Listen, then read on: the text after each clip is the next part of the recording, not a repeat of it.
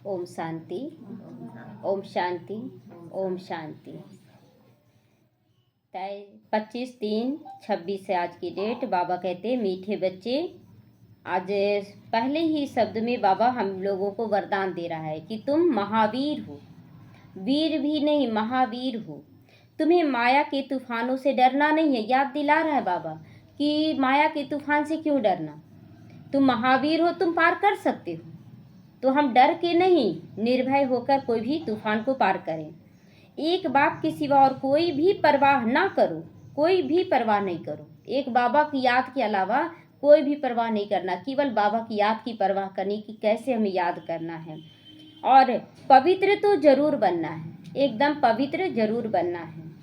प्रश्न है, बच्चों में कौन सी हिम्मत बनी रहे तो बहुत ऊंचा पद पा सकते हैं? कौन सी हिम्मत अगर बनी रहे तो ऊंचा पद पा सकते हैं?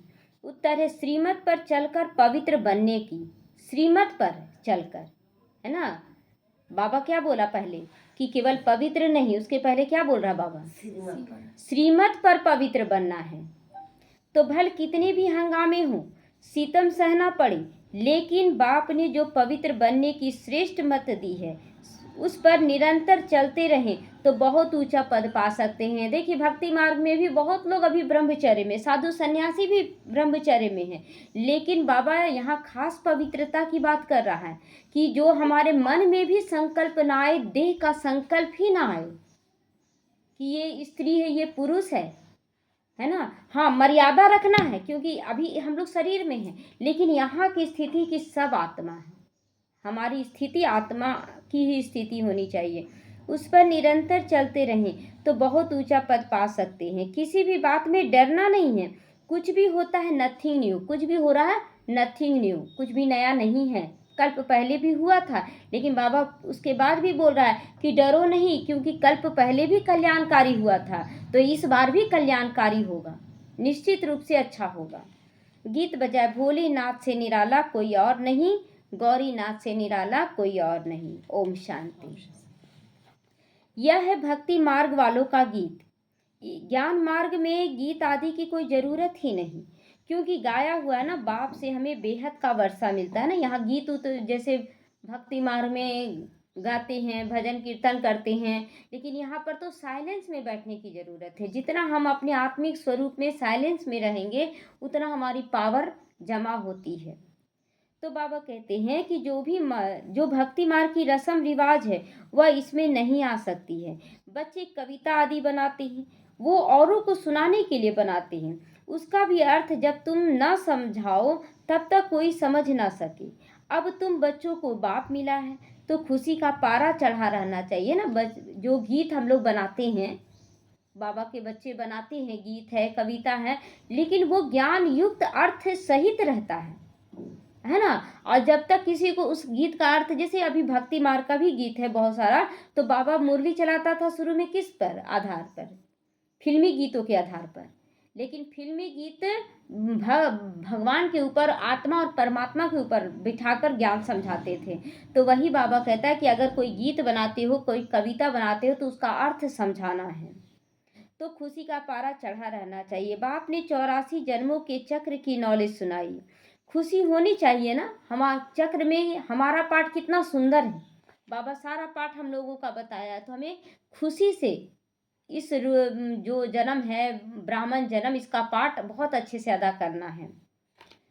अभी हम स्वदर्शन चक्रधारी बने ना, अपना दर्शन कर रहे हैं एनी टाइम। स्वदर्शन चक्रधारी, आज दिन भर में मेरी सोच क्या क्या रही, मेरे संकल्प कहाँ कहाँ जा रहे हैं, व्यर्थ तो नहीं जा रहे हैं, नेगेटिव में तो नहीं जा रहे हैं, देवभान की तरफ तो नहीं जा रहे हैं। हर पल चेक करें, केवल और केवल यज्ञ की सेवा, उसके अलावा कुछ दिखाई सुनाई दे ही नहीं। बस सेवा करना है, सेवा करना है। कैसे करना है? कदम आगे बढ़ाते जाना, बाकी बाबा समझेगा। तो बाप से विष्णुपुरी का वर्षा ले रहे हैं। जो निश्चय बुद्धि है वो लेते जाएंगे, कदम आगे बढ़ाना है, डरना नहीं है। निश्चय बुद्धि ही क्या बनते हैं? विजयंती बनते हैं ना। निश्चय बुद्धि विजयंती बनने, कोई नेगेटिव नहीं। बाबा तुम करा रहे हो तो कोई भी लग रहा है कि वो बुरा है, लेकिन वो फिर अच्छा हो जाता है। जिसको निश्चय होता है वो सतयुग में जाएंगे ही, कौन जाएंगे सतयुग में आज? कौन जाएंगे? जो निश्चय बुद्धि होंगे वही जाएंगे। तो बच्चों को तो सदैव खुशी रहनी चाहिए, है ना? निश्चय सबको, तो हम सब सतयुग के हैं, विश्वास है ना? हाँ जी। तो फॉलो फादर करना है। बच्चे जानते निराकार शिव बाबा ने जब से इनमें प्रवेश किया है बड़े हंगामे हुए हैं। शिव बाबा जब से शिव बाबा में प्रवेश किया तो हंगामे हुए कि नहीं? हंगामा तो होना है, कुछ नया चीज में हंगामा होता है। असुर करेंगे ना, विघन डालेंगे, लेकिन हमें तो निश्चय होके करना ही है, करना। हाँ, ये करना ही है। कुछ दिखाई सुनाई ही देना, कोई चिल्ला रहा चिल्लाने दो, हमें बाबा की श्रीमत पर चलते जाना। वो चिल्लाते चिल्लाते थक जाएंगे देह भान में, है ना, और हम करते चले जाएं। पवित्रता पर बड़े झगड़े चले शुरू में। बच्चे बड़े होते कहेंगे जल्दी शादी करो, शादी बिगैर काम कैसे चलेगा। भल मनुष्य गीता पढ़ते हैं परंतु उससे समझते कुछ भी नहीं। सबसे जास्ती बाबा को अभ्यास था, एक दिन भी गीता पढ़ना मिस नहीं करते थे। ब्रह्मा बाबा सबसे ज़्यादा गीता पढ़ता था, पॉकेट में गीता लेके चलता था, ट्रेन में गीता सबको सुनाता था पढ़ के, बहुत नशा था। सोता था तो रख के सोता था, लक्ष्मी नारायण का फोटो भी रखता था, गीता भी रख के चलता था। तो हम लोग भी इतना नहीं किए हैं, हम लोग भी नहीं किए हैं। लास्ट में लेकिन बाबा ना गीता भी पढ़वाया, रामायण भी पढ़वाया।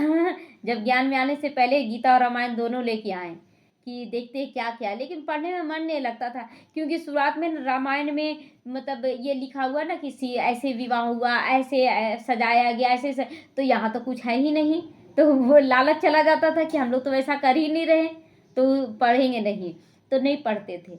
लेकिन उसमें आगे भी बहुत सारा राज खुला था उसमें भी। तो जब मालूम पड़ा ना गीता का भगवान शिव है, ब्रह्मा बाबा को नशा चढ़ गया कि हम विश्व के मालिक बनते हैं। कितना नशा चढ़ा होगा ना ब्रह्मा बाबा को, जब बोला गया कि तुम ही नारायण हो, जो आज तक गीता के लिए बोला गया कि श्री कृष्ण भगवान हुआ, वो श्री कृष्ण ब्रह्मा बाबा बनने वाले, कितना नशा चढ़ेगा ना उनको।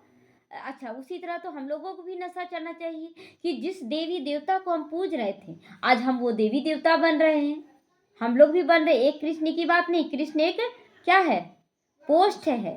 जैसे डॉक्टर एक पोस्ट है, आप पढ़ के डॉक्टर बन सकते हैं ना, कोई भी पढ़ेगा तो डॉक्टर बनेगा कि नहीं। डॉक्टर एक खास आदमी थोड़ी है, कृष्ण एक पोस्ट है। तो यह तो शिव भगवानुवाच।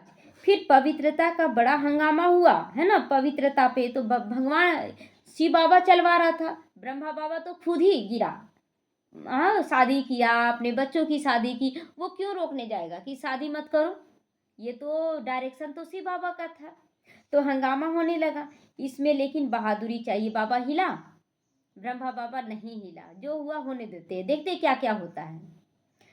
तो तुम हो ही महावीर महावीरनी, तुम्हें भी डरना है, नहीं डरना है। सिवाय एक के और कोई की परवाह मत करो, केवल एक शिव बाबा की परवाह करो। वो क्या बोलेगा, वो क्या सोचेगा, दुनिया क्या कर रही है बोल रही है, उससे कोई दिक्कत नहीं है। वो आज बोल रही कल शांत हो जाएगी। पुरुष है रचता खुद पावन बनता है, तो रचना को भी पावन बनाता है कि नहीं। तो पुरुष कौन यहाँ, आत्मा। अगर आत्मा पावन बन रही है तो भल हमारा शरीर कुछ भी बोले, मन बुद्धि कुछ भी बोले, मैं आत्मा हूँ, मुझे तो करना है, मुझे तो करना, ये दृढ़ संकल्प करें। तो बस इस बात पर बहुतों का झगड़ा चला, बड़े बड़े घरों से निकल आई, कोई की परवाह नहीं की, है ना। उस समय भट्टी बनना था तो बहुत सारी माताएं बहनें क्या है घर छोड़कर निकल आई, बंधन था बहुत ज़्यादा, छोड़कर निकल आई, कोई की परवाह नहीं की। जिनकी तकदीर में नहीं है तो समझे भी कैसे, पवित्र रहना है तो रहो, नहीं तो जाकर अपना प्रबंध करो, है ना। किनारा किए बाबा, बोले अपने सारे माँ बाप को कि जो बाबा के बच्चे थे उनको बोले कि बच्चों को बोल दो कि जिसको पवित्र रहना है तो रहो, नहीं तो जाओ अपना बोरिया बिस्तर लेकर चले जाओ, जहाँ जो कुछ करना है प्रबंध करो। तो इतनी हिम्मत चाहिए, लेकिन ये किसको बोल सकते हैं, बेटों को बोल सकते हैं, बेटियों को तो नहीं ना बोल सकते हैं। अब बेटी को बोलेंगे गलत करेगी तो गलत हो जाएगा ना। तो बाबा क्लियर डायरेक्शन भी दिया है मुरली में कि आपको अगर बेटा बेटी चाहता है शादी करना तो आप अपना फर्ज अदाई करके बंधन मुक्त हो जाओ, शादी करके न्यारा हो जाओ, लेकिन आपकी इच्छा नहीं होनी चाहिए। बहू खुश रही है ना, मेरा दामाद आ रहा है ना, ये खुशी जाहिर करते हैं। वास्तव में हम दिखा रहे नहीं, हमको कोई फर्क नहीं पड़ता है, लेकिन अंदर में वो बाबा धर्मराज बैठ के देखता है कि हमारे अंदर क्या चल रहा है। तो बाबा के सामने कितने हंगामे हुए, बाबा हिला? हिला एक सेकंड के लिए भी नहीं हिला ना। बाबा को कभी भी रंज हुआ देखा, दुखी होते हुए देखे? अमेरिका तक अखबार से निकल गया, नथिंग न्यू, है ना। अमेरिका में भी उनका क्या छपा था पेपर में कि 16,108 रानियां खोद रहा है इतना बुढ़ापा में, है ना। कैसा कैसा बहुत सारा बात छाप दिया गया था उनके अमेरिका में। तो ये तो बहुत बड़ा पावर है ना, कि मतलब भारत में किए ब्रह्मा बाबा जो भी, और अमेरिका में छपा, तो ये भी तो बहुत अच्छा बात हुआ। भले बदनामी का छपा, लेकिन बदनामी में भी नाम हो गया। तो यह तो कल्प कल्प होगा, कल्प मुआफिक होता है, इसमें डरने की क्या बात है। हमको तो अपने बाप से वर्षा लेना है, अपनी रचना को बचाना है। अपनी रचना माना, अपनी रचना माना अपने बच्चे, हाँ, अपने बच्चों को, जो लौकिक में भी बच्चे हैं उनको भी तो बचाना है ना। अपवित्रता में नहीं डालना चाहिए। मन में संकल्प करना है कि हम देवी देवता बन रहे हैं, तो सभी देवी देवता बने। तो बाप जानते हैं कि सारी क्रिएशन इस समय पतित है, मुझे ही सबको पावन बनाना है। बाप को ही सब कहते हैं पतित पावन, लिबरेटर आओ, तो उनको ही तरस पड़ता है, रहम दिल है ना बाबा। तो बाबा समझाते, बच्चे कोई भी बात में डरो नहीं, डरने से इतना ऊंचा पद नहीं पाओगे। मतलब होना तो निश्चित है, जो कल्प पहले हुआ था वो होना निश्चित है, लेकिन डरने की कोई बात नहीं। डर के मत कोई काम करो, डर डर के नहीं करना, क्या होगा कैसे होगा ये नहीं, एकदम दृढ़ संकल्पधारी होकर करना है तो करना है, ऐसे सोचना है। माताओं पर भी अत्याचार होते हैं, यह भी निशानी है।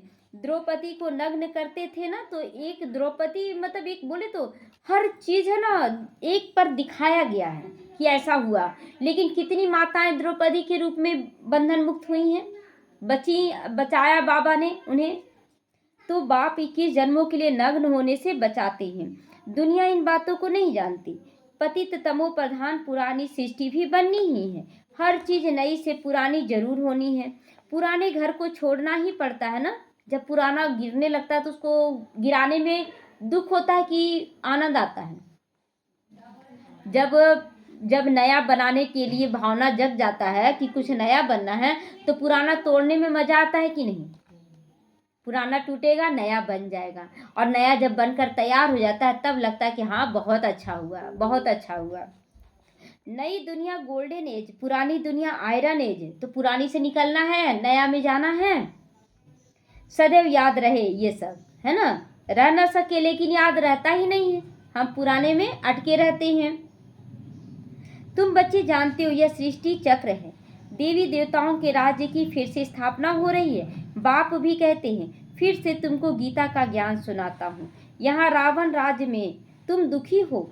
राम राज्य किसको कहा जाता है ये भी कोई समझते नहीं। राम राज्य किसको कहा जाता है, लोग तो नारे लगाते हैं जब भी देखते हैं ना। अभी देखिए रामनवमी आया ना, अब जब निकालेंगे झांकी तो यही राम राज लाना है, हर एक बच्चा राम राम बोलेगा। क्यों, किसको सुनाते हैं जानते हैं वो लोग, कुछ लोग मुस्लिम भाइयों को ज़्यादा करके सुनाते हैं, और जहाँ दुकान रहेगा ना वहीं पर ज़्यादा जाते हैं सुनाने के लिए। अरे भारत ही क्यों, पूरा विश्व बोलेगा, विश्व का हर एक बच्चा राम बोलेगा, क्यों नहीं बोलेगा, है। लेकिन भावना अलग है, दोनों में ना भावना अलग है। बाबा के बच्चे जो बुलवाना चाह रहे हैं बाबा का नाम, वो अलग भावना है, और उन लोग जो बुलवा रहे हैं उसमें अलग भावना है। उसमें एक है ना लड़ाई का भावना है, तो यह कोई समझते नहीं। हाँ, तो वो भावना टच करता है ना, इसीलिए चिढ़ता है। तो बाप कहते हैं, मैं स्वर्ग अथवा राम राज्य की स्थापना करने आया हूँ। मतलब जहाँ आत्मा का राज्य चले वो स्वर्ग स्थापन कर रहा बाबा। तुम बच्चों ने अनेक बार राज्य लिया है फिर गंवाया है, यह सबकी बुद्धि में है। 21 जन्म सतयुग में हम रहते हैं, उसको कहा जाता है 21 पीढ़ी। अर्थात जब वृद्ध अवस्था होती है तब शरीर छोड़ते हैं वहाँ पर, वो भी अपनी इच्छा से। और वो भी वहाँ वृद्ध जो होंगे ना, वो बुढ़ापा का चेहरा नहीं रहेगा। देवी देवता का कभी बुढ़ापा का चेहरा देखे हैं? कभी भी झुका हुआ शरीर, पेट निकला हुआ, ऐसा देवी देवता रहते हैं क्या? देवी देवता एकदम सुंदर, सर से लेकर पांव तक कहीं कोई कमी नहीं। और वही सुंदरता तो यहाँ लानी है ना, इतना सुंदर दुनिया में जाना है, क्यों ना हम उसी दुनिया के ख्वाब में सोए रहे, खोए रहें। तो अकाली मृत्यु वहां कभी नहीं होती है। तुम जैसे त्रिकालदर्शी बन गए हो। तुम जानते हो शिव बाबा कौन है? कौन है शिव बाबा? कौन है? सारी दुनिया को रचने वाला है वो।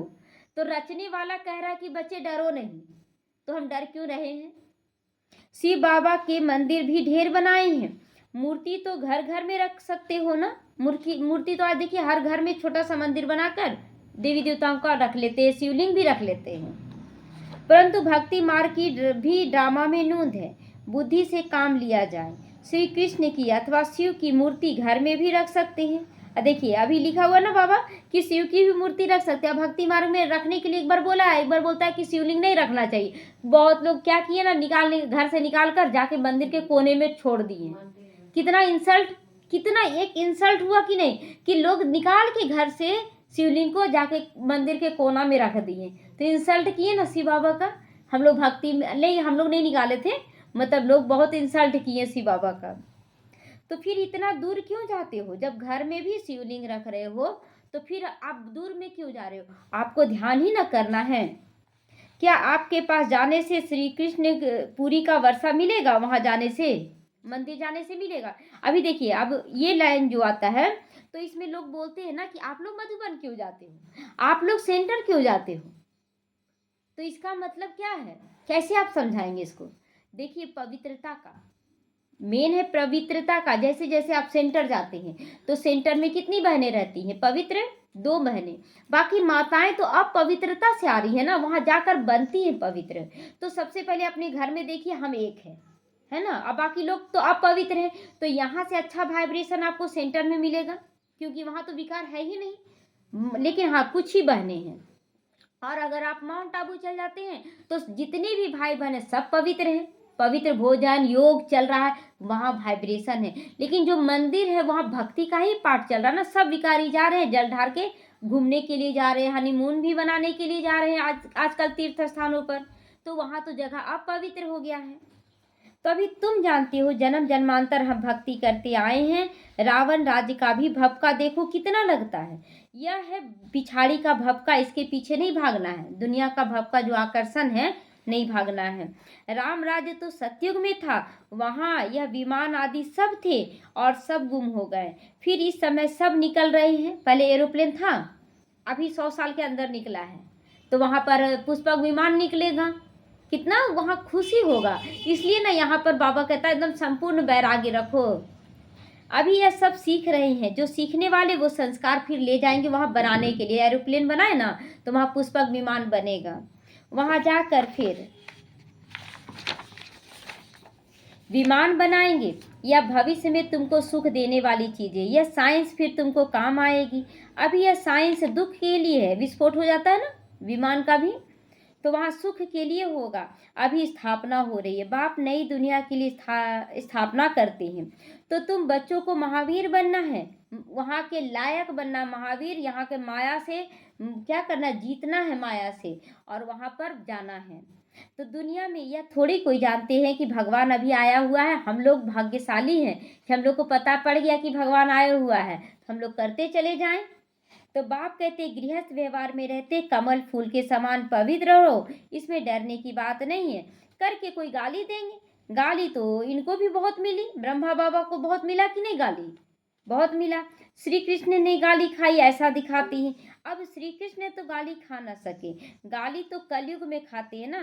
तो तुम्हारा रूप जो अभी है फिर कल्प के बाद यही होगा, यही समय होगा। अभी जो हम लोग ये शरीर धारण किए ना, कल्प के बाद भी ऐसे ही बैठेंगे। लेकिन याद है पहले बैठे हैं, पहली बार बैठे हैं, तो बीच में कभी हो ना सके। जन्म बाई जन्म फीचर्स बदलते जाते हैं, एक जन्म से दूसरे जन्म का फीचर्स चेंज हो जाएगा। यह ड्रामा बना हुआ है। 84 जन्मों में फीचर्स वाले जन्म लिए हैं वही लेंगे, जो जैसा भी बने हैं ना वही रूप में आएंगे। तो अभी हम लोग समझते मेरा ये शरीर ठीक नहीं है, मेरा ये ठीक नहीं है, जो है वही फिर मिलेगा। तो फिर ठीक नहीं कैसे नहीं है? अभी इसी शरीर से हम पुरुषार्थ कर रहे हैं ना। तो तुम्हारी बुद्धि का ताला खुला हुआ है। यह नई बात है। बाबा भी नई बातें बताते रहते हैं, बाबा भी नया और बातें भी नई। यह बातें किसकी समझ में जल्दी नहीं आती हैं। जब तकदीर में होगा तो कुछ समझेंगे। बाकी महावीर उनको कहा जाता है जो कितने भी तूफान आए हिले नहीं, उसको महावीर कहा जाता है। अब वो अवस्था हो ना सके सबकी, होनी है जरूर। महावीर कोई तूफान से डरेंगे नहीं, वह अवस्था पिछाड़ी में होनी, इसीलिए गाया जाता है ना, अतीन्द्रिय सुख पूछना हो तो गोप गोपियों से पूछो। जो गोप गोपियां, उनको तूफान का परवाह नहीं। वो क्या दिखाती है, एक आंख में काजल लगाई और मुरली का धुन सुनी, दौड़ के भाग आई। एक पैर में चप्पल पहनी, पता चला ऐसे ही नंगे पांव आ गई। दरवाजा खुला, चावल चढ़ाई है, कितना तरह का बोलते हैं, और छोड़कर चली गई। तो यही मुरली का नशा है गोप गोपियों को। तो बाप आए हैं तुम बच्चों को स्वर्ग के लायक बनाने। कल्प पहले मिसल नरक का विनाश तो होना ही है। सतयुग में एक ही धर्म होगा। चाहते भी है कि वन नेस, एक का राज्य चले, है ना, लोग चाहते हैं एक धर्म होना चाहिए। यह किसी को भी पता नहीं कि राम राज्य रावण राज्य अलग अलग है। अब बाप में पूरा निश्चय है, श्रीमत पर चलना पड़े। हर एक की नब्ज देखी जाती है, उस अनुसार फिर राय भी दी जाती है। अब देखिए कोई नहीं कर पा रहा है पवित्रता में, जैसे कि पवित्रता में नहीं आ रहा है, तो उसको बोला जाता है ना कि पहले अपनी मन की स्थिति ठीक करो तो पवित्रता आ जाएगा। और कोई का पूरा निश्चय बुद्धि कि नहीं हमको पवित्रता में आना है, तो आ भी जाता है। तो सबका नब्ज देखकर उसको राय दिया जाता है। बाबा ने भी बच्चों को कहा, अगर शादी करना ही हो तो जाकर यहाँ से करो। बहुत मित्र संबंधी आदि बैठे हैं, उनको शादी करा देंगे। फिर कोई ना कोई निकल पड़ा, है ना, ऐसे कोई ना कोई निकल पड़ा। हर एक को नब्ज देखी जाती है। पूछते हैं बाबा यह हालत है, हम पवित्र रहना चाहते हैं, हमारे संबंधी हमको घर से निकालते हैं, अब हम क्या करें। बच्चे पूछते, उस समय भी तो होता होगा ना, ये मुरली क्यों चल रही है। अरे यह भी पूछते हो, पवित्र तो रहना ही है, अगर नहीं रह सकते हो तो जाके शादी करो। बाबा तो टाइट था ना, इस मामले में टाइट था पूरा कि अगर तुम्हारा मर्जी क्या है, अगर तुम्हारे मन में, जैसे संबंधी का नाम लगा रहे कि संबंधी बोल रहे, तुम पूछने क्यों आए हो, सहूलती के लिए ना। तो अच्छा समझो किसी की सगाई हुई है, राजी करना है, हर्जा नहीं है। हथियाला जब बांधते हो तो उस समय कहते हैं कि यह पति तुम्हारा गुरु है। अच्छा तुम उनसे लिखवा लो, तुम मानती हो कि मैं तुम्हारा ईश्वर हूँ, गुरु हूँ, लिखो। ऐसा जोड़ी मिला था, हम लोग जब माउंट आबू पहली बार गए थे ना, तो ऐसा जोड़ी मिला था कि जो भाई था उसका संबंधी पूरा जिद कर दिया कि शादी करना है, नहीं तो हम मर जाएंगे। तो शादी करना पड़ा। लेकिन जो लड़की आई ना, वो लड़की को पहले ही दिन बोल दिया कि हम ब्रह्मा कुमार में हैं और हम शादी तो कर लिए लेकिन हम विकार में नहीं जाएंगे। अब देखिए कि 2 साल 4 साल हो गया, उस लड़की पर ही बहुत विघन आया। क्यों विघन आया, बच्चा नहीं हो रहा, बच्चा नहीं हो रहा, कोई क्या जाने, बहुत उनको सहना पड़ा। बहुत तरह का मतलब बोला गया कि कैसा है, दिखाती भी नहीं है, कुछ भी नहीं करती है, बहुत तरह का इल्जाम लगाया गया। लेकिन वो बोली चुपचाप सहती रही। किसका ज़्यादा पुण्य हुआ, लड़का की कि लड़की का। लड़का का भी अपनी जगह हुआ, वो तो अपना थोप दिया, लेकिन लड़की को सहना पड़ा ना बहुत। वो तो खुलकर नहीं बोल पाया कि हम पवित्र रहेंगे, लड़की को सारा झेलना पड़ा। और अब बहुत अच्छे से ज्ञान में चल रही है, नंबर था मेरे पास, हट गया भी। तो अच्छा अब मैं हुक्म देता हूँ कि पवित्र रहना, हिम्मत चाहिए ना, मंजिल बहुत भारी है, प्राप्ति बहुत जबरदस्त है। काम की आग तब लगती है जब प्राप्ति का पता नहीं होता है। बाबा कहते इतनी बड़ी प्राप्ति है तो अगर एक जन्म पवित्र भी रहना पड़े तो क्या बड़ी बात है, रहेंगे ना, सभी पवित्र रहेंगे। तो हम तुम्हारे पति ईश्वर हैं, हमारी आज्ञा पर पवित्र रहना पड़ेगा। उस लड़के को बोले बाबा कि बोलो अपनी पत्नी से, है ना।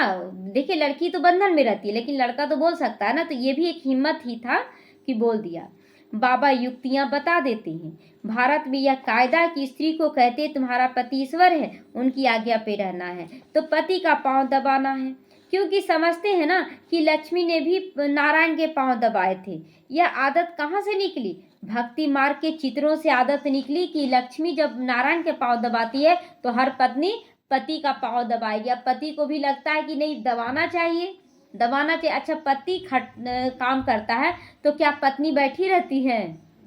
बैठी रहती है, उसको कोई देखने वाला नहीं रहता है, पूछने वाला नहीं रहता है। तो सतयुग में ऐसी बात नहीं होती है, वहाँ दोनों का महत्व दिया जाता है। नारायण कभी कोई थकता है क्या जो लक्ष्मी पांव दबाएगी? नारायण थकता है क्या? तो थकावट की बात हो ना सके, ये तो भक्ति मार्ग में लोग अपने हिसाब से बनाते जा रहे हैं चित्र। यह तो दुख की बात हो जाती है। वहाँ दुख दर्द कहाँ से आया? मतलब अगर पैर में दर्द हो रहा है यानी दुख हो रहा है ना, तो दुख हो रहा है तो वहाँ दुख की बात तो होती ही नहीं। तो नारायण का फिर पैर कैसे दबाएगी लक्ष्मी? तो तब बाबा ने क्या किया, फोटो से लक्ष्मी का चित्र ही उड़ा दिया। नशा तो चढ़ता है ना, छोटेपन से ही बैरागी रहता था बाबा को, इसीलिए भक्ति बहुत करते थे। तो बाबा युक्ति बताते हैं, तुम जानते हो हम एक बाबा के बच्चे हैं तो आपस में अभी भाई बहन बनकर रहें। दादे से वर्षा लेते हैं, बाप को बुलाते ही हैं कि पति तो दुनिया में है ना। बाबा को कहाँ बुलाएं हम लोग, बहुत ज़्यादा कब चिल्लाएं? लास्ट समय आ गया ना तब चिल्लाने लगे। हे पतित पावन सभी सीताओं के राम आओ। बाप को कहा जाता ट्रुथ, सत्यम शिवम सुंदरम बोलते हैं ना, तो ट्रुथ है, गॉड इज ट्रुथ। तो वो सत्य है, सचखंड की स्थापना करने वाला, झूठ खंड वो नहीं बनाता है। वो वही सारी सृष्टि के आदि मध्य अंत को का सत्य ज्ञान तुमको देते हैं। तुम्हारी आत्मा भी ज्ञान का सागर बन रही है ना, सारा ज्ञान हम लोगों को भी समझ में आ रहा है। मीठे बच्चों को हिम्मत रखनी चाहिए, हमको बाबा की श्रीमत पर चलना है। बेहद का बाप बेहद की रचना को स्वर्ग का मालिक बनाते हैं, है ना। बेहद की रचना जो कौन है? जो बाबा के चुने हुए बच्चे, उनको बेहद के स्वर्ग का मालिक बनाते हैं। तो पुरुषार्थ करके पूरा वर्षा लेना है, वारी जाना है। तुम उनको अपना वारिस बनाओगे तब तो तुमको वो 21 जन्मों के लिए वर्षा देंगे। तो यहाँ वारिस बनाना माना, जैसे बच्चा जन्म होता है तो कितना उस पर खर्च करते हैं, जन्म से लेकर खर्च करते ही जाते हैं। तन का भी सेवा देते हैं, मन का भी देते हैं, धन का भी देते हैं, समय का भी देते हैं, पूरा जीवन दे देते हैं। तो हिसाब लेते हैं क्या? हम इतना लगाएं अपने बच्चे पर, आप कोई हिसाब निकाले ना आपके बच्चे के लिए तो तुरंत बोलेंगे आप किए क्या? हम किए ना। तो यहाँ पर भी हमें कितना करते चले जाना है, हिसाब नहीं रखना है। तो बाप बच्चे के ऊपर वारी जाते हैं। फिर बच्चे कहते बाबा ये तन मन धन सब आपका है, आप बाप भी हो तो मेरा बच्चा भी हो। गाते भी है ना, त्वमेव माता च पिता त्वमेव, त्वमेव बंधु च सखा त्वमेव, त्वमेव विद्या दर्विनम त्वमेव, त्वमेव सर्वम मम देवा देवा, तुम ही मेरे सब कुछ हो। तो एक की ही महिमा ना बड़ी मानी गई है। उनको कहा ही जाता है सभी का दुख हरता सुख करता। सतयुग में 5 तत्व भी सुख देने वाले होते हैं। कलयुग में देखो 5 तत्व तमो प्रधान होने के कारण दुख देते हैं। कभी बहुत ज़्यादा गर्मी, कभी बहुत ज़्यादा वर्षा, पता ही नहीं चलता कब कौन सा मौसम आ रहा है। तो वहाँ तो सुख ही सुख है। यह ड्रामा बना हुआ तुम जानते हो, यह वही 5000 वर्ष पहले वाली लड़ाई चल रही है। अभी स्वर्ग की स्थापना हो रही है। तो बच्चों को सदैव खुशी में रहना चाहिए। भगवान ने तुमको अडॉप्ट किया है, फिर तुम बच्चों को बाप सिंगारते भी हैं ज्ञान गुण शक्तियों से पढ़ाकर, है ना, सिंगारते भी हैं। अच्छा, मीठे मीठे सीखे लदे बच्चों प्रति माता पिता बाप दादा का याद प्यार और गुड मॉर्निंग। रूहानी बाप की रूहानी बच्चों को नमस्ते।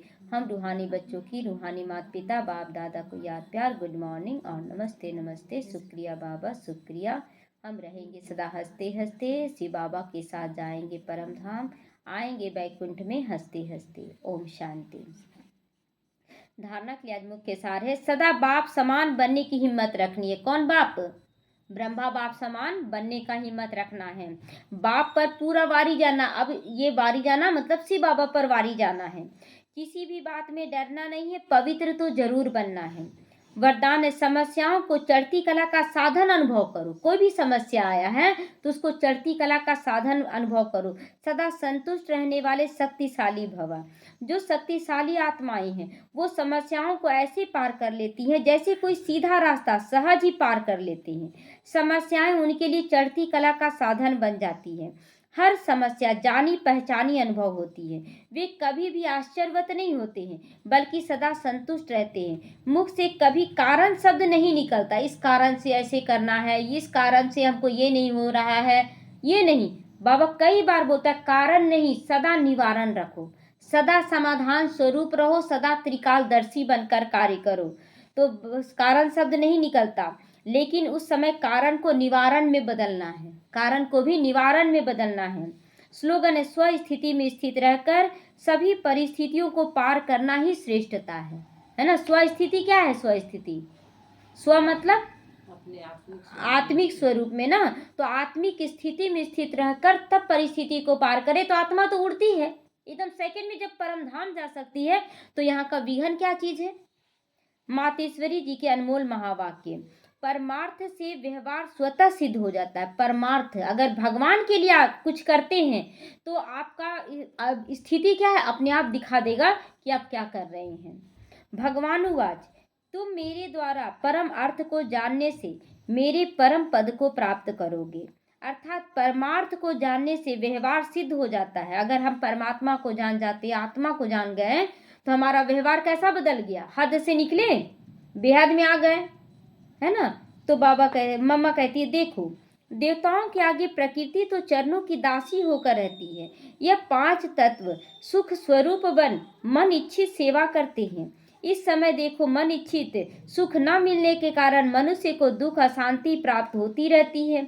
सतयुग में यह तो प्रकृति बाअदब रहती है, बाअदब रहती मतलब कुछ भी कर गुजर रही है। प्रकृति क्या कर रही है कि मतलब नियम मर्यादा को तोड़कर भी क्या कर रही है? अभी अपना रूप दिखा रही है।